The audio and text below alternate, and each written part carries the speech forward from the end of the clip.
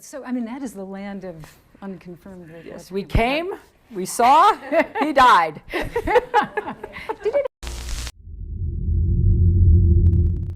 Well, the International Criminal Court is troubling to the United States.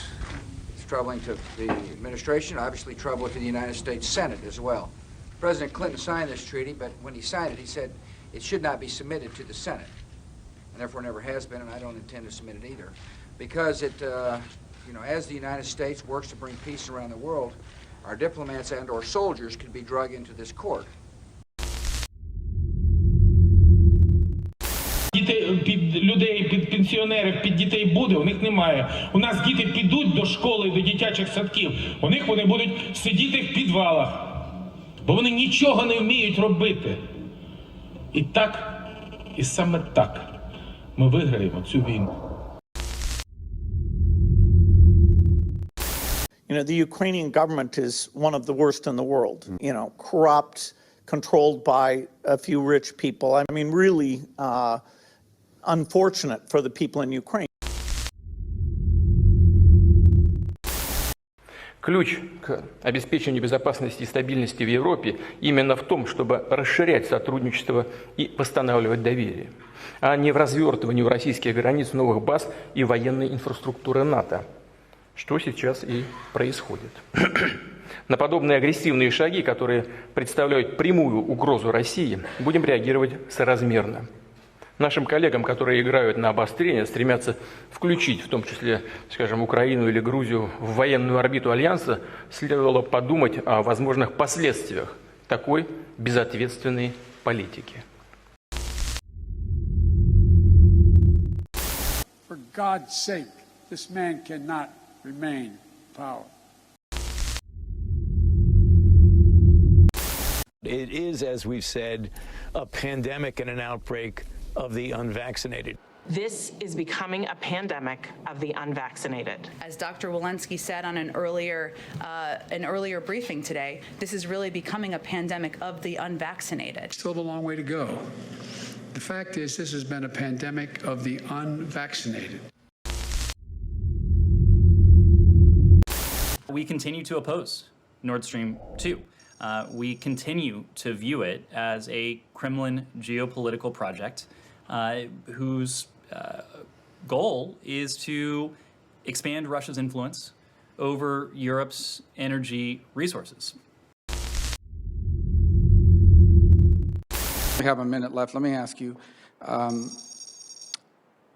does Ukraine have chemical or biological weapons? Ukraine has biological research facilities, which, in fact, we are now quite concerned Russian forces may be seeking to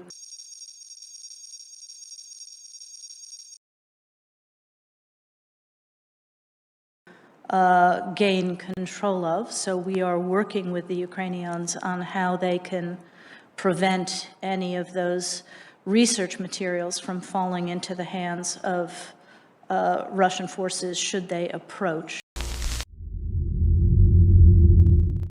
Ukraine became the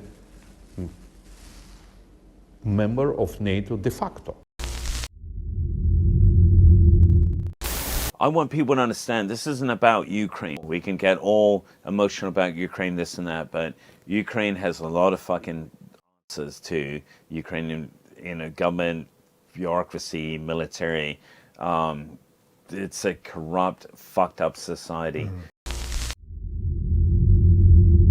The United States still had compelling forms of leverage on the table to shape an outcome that was more conducive and protective of U.S. interests. And we identified 4. So the first one was the 1/3 of Syrian territory that was owned via the U.S. military. That Ukraine, due to various opinions and weakening and depleting of assistance, loses, the U.S. will have to send their sons and daughters exactly the same way as we are sending their sons and daughters to war, and they will have to fight. There's no question. We watched 74 attacks since 2021 in Syria at our 900 people that are there, and it happened over the weekend. We respond, and they respond again. That's total lack of respect. Just ballpark, in the last decade, how many Africans has the United States military trained and equipped? Congressman, I don't have that figure. I can get that figure for you. Ballpark, just, how many? Congressman, it would be a wild guess right now. Seems like something we should know, right? Over the years, we have trained a substantial number, especially in the Gulf of Guinea states, including like more than 10,000? It is more than 10,000. At the end of this month, there will be a conference in Lusaka, or a summit in Lusaka, Zambia, my country, led by the United States. They have come to Southern Africa to teach us democracy.